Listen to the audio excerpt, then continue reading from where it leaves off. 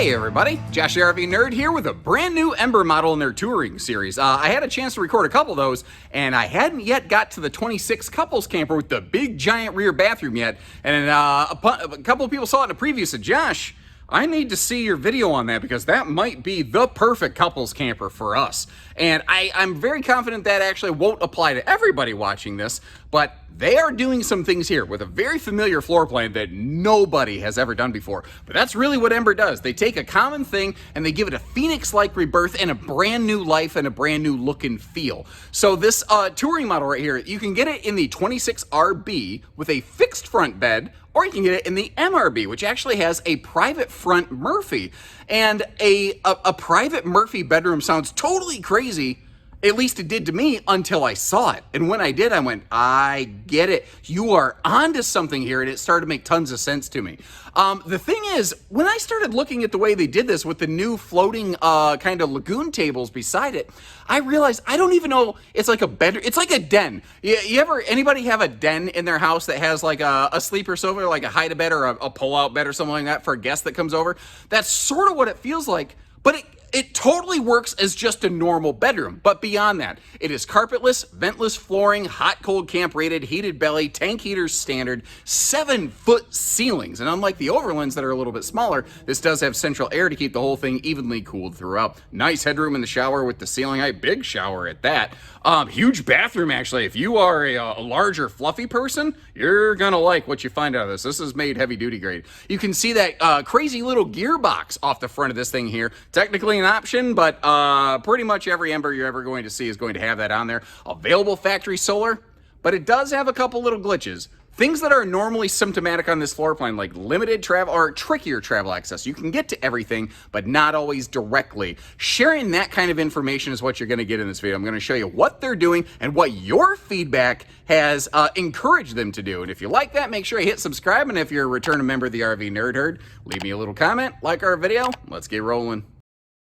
So what is it that Ember is doing here that's different? Why would you go with this brand versus something else? Well, privacy shade in the door is a nice start. Also, neat little feature right next to that, you've got the little motion lit pad right here, which will give you your bearings so you can flick on all your ceiling lights and whatnot.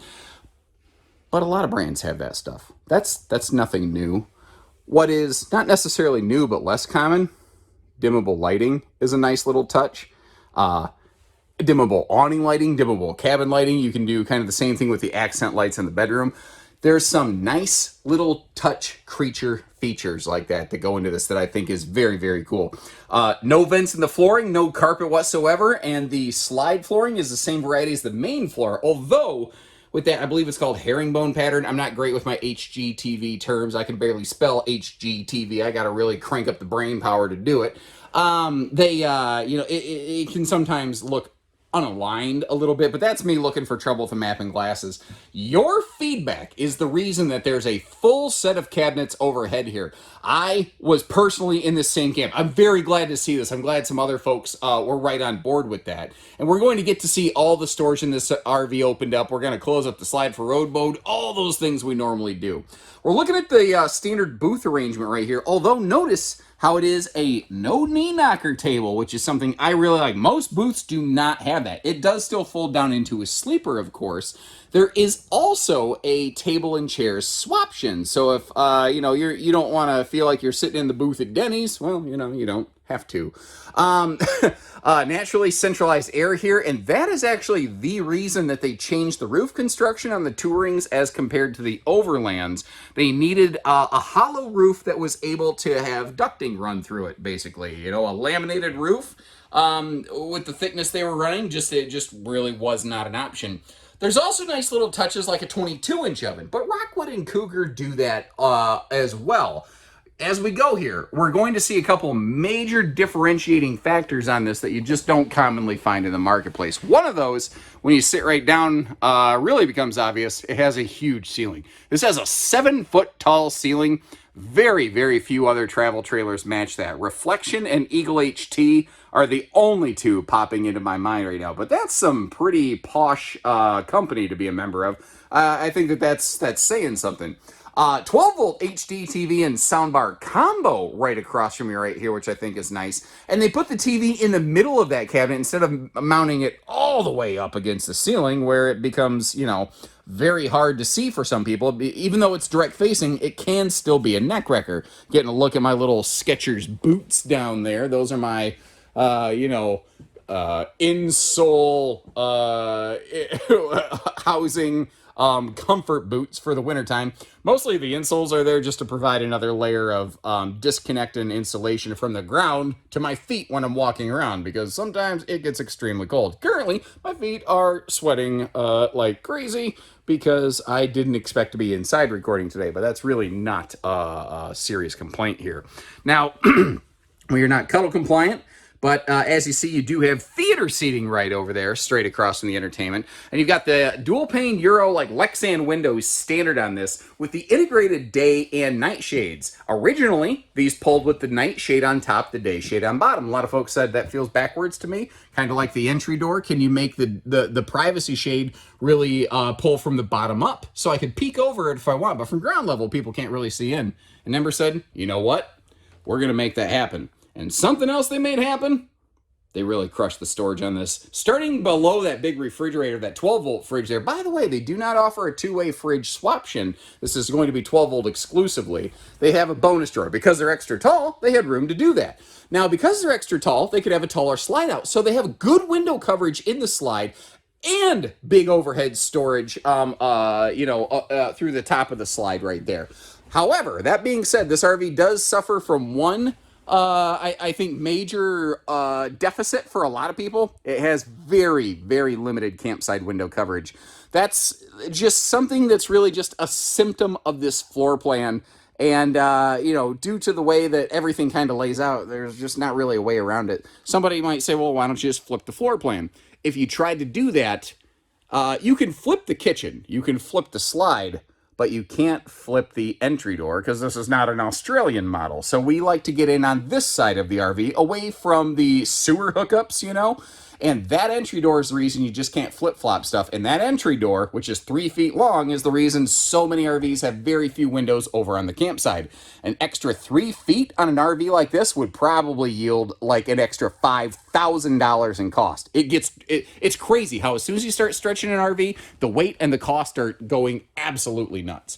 Now that XL ceiling fan that you saw above the entertainment center, it's got a nice little wall control switch because everything's tall here.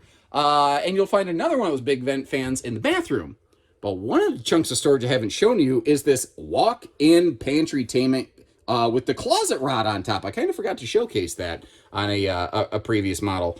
But they throw some lips on the shelves so your, ramen noodle box doesn't go flying out. And this is interesting, but they actually put the converter down here, which I don't really mind. It's in an out-of-the-way location, but let's say for some reason you're suffering an electrical failure, a fuse burns out, and the slide is closed. You can always get to that converter panel. That is a shopping pro tip that not a lot of first-timers even realize they need to consider. Look at the location of that converter box in an RV when you're shopping. If it's at a spot where if the RV is closed or if something fails, you can't get to it, it's going to be a bad day at the campsite for you. Now, for a lot of sliding privacy doors, a lot of manufacturers do these little bungee holdbacks. One of the things I thought was very cool is on this kitchen countertop extension, first of all, it flips up to be countertop flush. I don't know if you noticed that because I didn't really bring a lot of attention to it initially, but you see how it's got a little bungee hanging down. That also holds itself back so that thing's not jiggling in transit. And, maybe the banging into the face of your dinette structure or something like that here.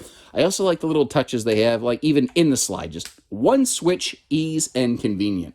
Up here, private front bedroom, 60 by 80 True Queen bed. That is pretty standard fare. You're going to find that in a lot of things. This RV does have a dual entry door, as you'll see over here. If you don't like that door, you can always leave it deadbolted. Some people really just, even with it deadbolted, really don't like that concept. I think just a privacy thing, but we're going to see that that is the reason you can get to the bedroom while you're traveling with the slide closed. Now up top here, they've got that big stargazer skylight, and taking a little, closer look at some things here in the bedroom. You see how that, just like the sidewall windows, has the day and night shade that can also open up for some massive airflow. And behind those, I call them headboard power pockets, you've got the, household and USB outlets. There's even an orange glow light behind each wardrobe tower that's controlled individually. But today we're looking at the 26M RV. With the Murphy bed kind of swaption. And that, to me, totally changes and converts this model around. To me, suddenly this becomes like a den where, it's like you could use it like a bedroom, but then you can tuck the bed away. You can put the bed away and convert it into like an office function or a second living room. Like, my wife really likes, the Academy Awards. And I don't really enjoy that. I like stuff like Rick and Morty, which she really doesn't like, and I don't blame her. I totally get that. That's not for everybody. So if we wanted to, we could split up and enjoy some separate entertainment. Or maybe you're work camping. I could see this being an amazing mobile work office for somebody where, during the day you're working, at night you put your bed down, you come out here, you kick on the, the Netflix or the Hulu or whatever on your streaming TV, and you get caught up on the news for the day or something like that, and you just have a nice, living space. I could see this working for a solo person, for a couple. I could see it working for somebody who's got a couple dogs or something like that. I could see a lot of different uses and functions for this RV. Back here, this thing has a huge bathroom. But first of all, let's take a look up top. In that 7-foot ceiling, you have another one of those big XL vents right there. And kind of like you might have noticed on a lot of the overhead cabinet doors, it gives it a really clean look. They don't use cabinet handle hardware on this, but they make the mirror door a little bit bigger than the cabinet itself, so you can get your fingers on and pull it open, which will reveal the storage that we're looking at here. Now, I've got a couple nitpicks on this model. I get that some people may not like the travel access that you'll see in a few minutes. Some people may not like the what do I want to say, the Murphy bed or the lack of windows on the campsite. I get that totally. This is the one thing that made me go, really? They go so far above and beyond in so many areas. They go in with the same plastic sink as a conventional stick and tin budget camper. That just totally surprises me. There's nothing wrong with it. It's perfectly functional, and I do love all that counter space in there. But that sink selection just, I don't know. To me, it just seems like they've done so many other good things so well. Like that huge space around the toilet. It's just the one thing that I get hung up on. But if I could change one thing, it would be the bathroom sink. If you could change one thing, what would it be? Also, what are they doing in this that you really like? And remember, the Murphy bed's optional. You don't have to get one with the Murphy bed, or you can get it with the Murphy bed and just ignore it and, pop it out, use it if and when you need to, on a rainy day. Because that's the cool thing. With that Murphy bed, what's happening here is you have, they're calling it a 26 model. I'm sure this is 31, 32 feet tip to tail, something like that. I don't have the specs in front of me, but let's say 30, 31 feet. So you have a 30, 31 foot RV, but you have the potential living space of a 35, 36 foot RV. That's the benefit of this one right here. Now, just like everybody who builds this layout, I don't actually know if that's categorically true. Every version of this layout that I've personally seen, when we close the slide, which is what I've done here, when we take a look at this thing in ramble and gamble and travel and road mode, we see that if you want to snap, that's a combination of stop and snack, and I couldn't decide which one to say. So if you want to make a snop stop, now it sounds like Dr. Seuss, and this video is getting worse by the second, but I'm having a good time. I hope you are too. Obviously, you can get to your drawers, you can get to your fridge. If I moonwalk backwards a little bit, you see that the bathroom door there is completely unobstructed, but we did lose access to the bedroom, at least directly. This is going to have two-stage travel access because they did include a direct bedroom door. And if you go with the Murphy option, you actually could use this like a massive cargo hold. So the once again, the Murphy den, the Swiss Army room here coming up with yet another potential solution for you. But again, this is optional. You can get it with a fixed bed and still have about 1.5 feet or 2 feet or so at the base of the bed to load stuff in. Now, very often when you see this layout in the industry, the word half-ton towable gets thrown around left, right, and center. And most of the time, I do think it applies pretty darn fairly.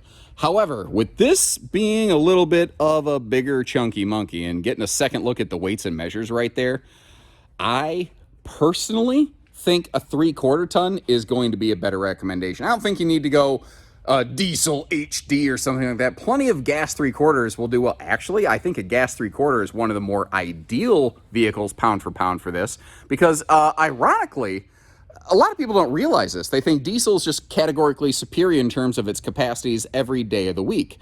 The thing is, because the diesel motor often weighs so much more and it's equipped so much more heavily, diesel models typically can lack payload in comparison to some gas 3/4 tons. Oops, I'm running into a welded aluminum wall skeleton behind me there. I'm actually, I'm posted up today in Ember's lamination plant. They were kind enough to bring this in here. They had a couple of these built. I didn't have one on hand yet, and they said, man, come on down. Now, that leads me to another thing. Someone's going to ask, you know, how much are these? Well, I like to leave links in the video description to check for pricing and availability.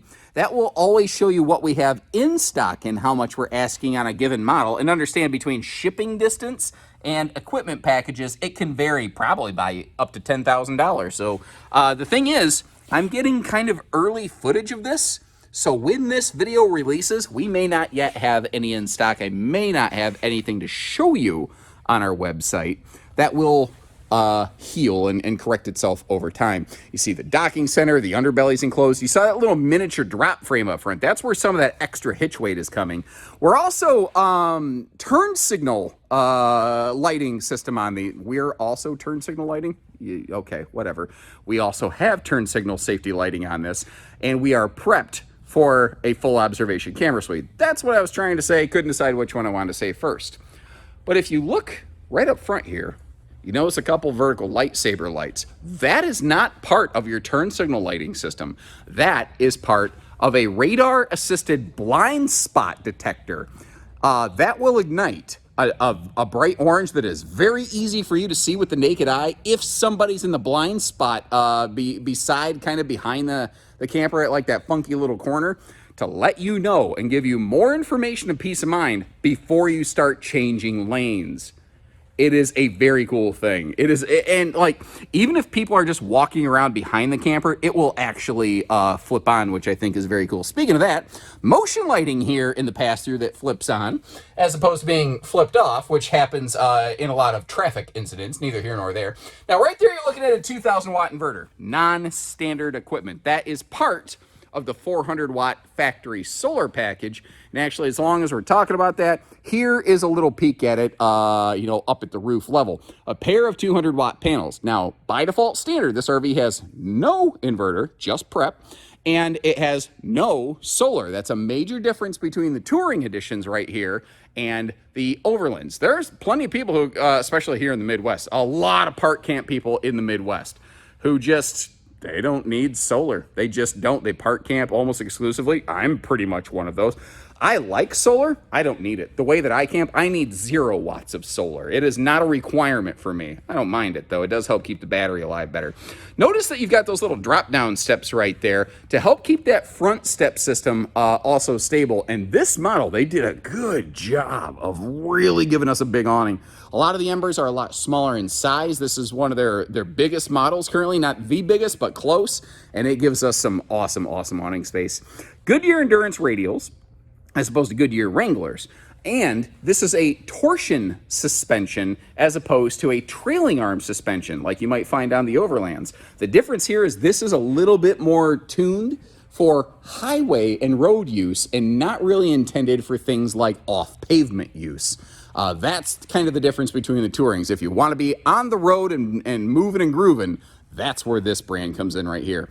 A lot of people said, why isn't the ladder standard on this thing?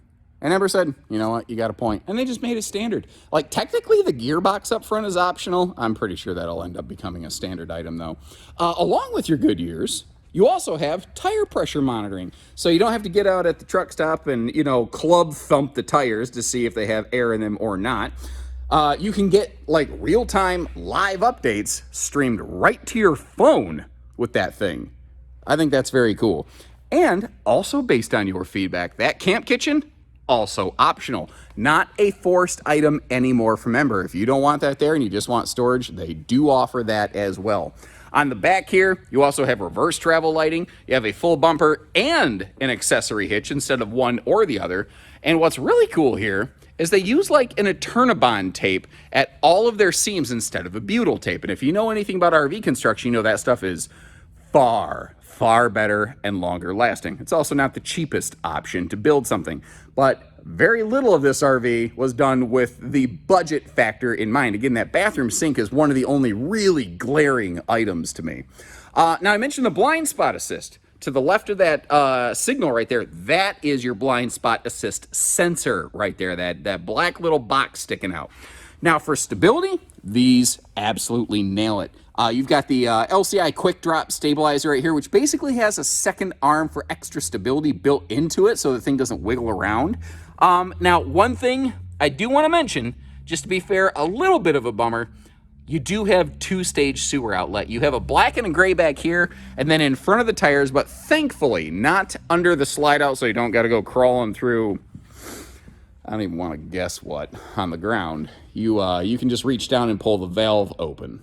Now, something else that really defines this RV and makes it very, very different is a lot of the construction. It's double Asdel in the sidewalls, meaning Asdel layering on the inside wall and outside wall, aluminum framed and vacuum bonded. Now, a lot of RVs are that, or have, pinch rolling, but laminated walls. Where this is really different is the floor construction right here. Basically, the entire floor is completely composite and aluminum structured, not even block foam. The core of the floor, it has an Asdel top bottom layer, but the core of the floor is this extra thick, extremely dense composite material that can hold screws like almost twice as well as plywood. It has a greater horizontal load bearing capacity, so like if you're putting weight on it, it doesn't buckle down, even better than plywood. The material is literally waterproof. God forbid somehow, like, let's say you did the best maintenance in the world, but somebody left a window or a door open and it rained or something like that. Bummer, dry it out. Maybe some of the wood cabinet facing might swell a little bit, but this is a good bones rig. The walls, the floor, the front and rear wall, there's really nothing in them that can rot and decay and like fail majorly over time. Now, as I said when this started, not an original floor plan, certainly an original execution of that floor plan.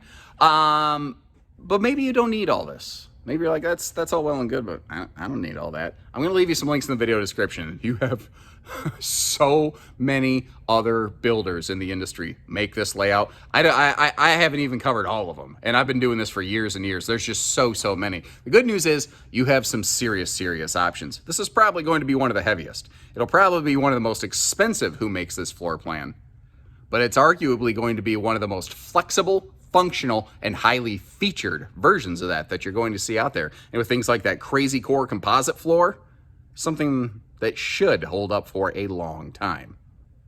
So if you like what you see, let me know. If there's something they've done well or need to do better or differently, if you have an idea, share that, because so much of your feedback is already being reflected in these RVs. Let's see if we can't keep that trend rolling. So take care, stay safe, have fun, and happy camping, everyone.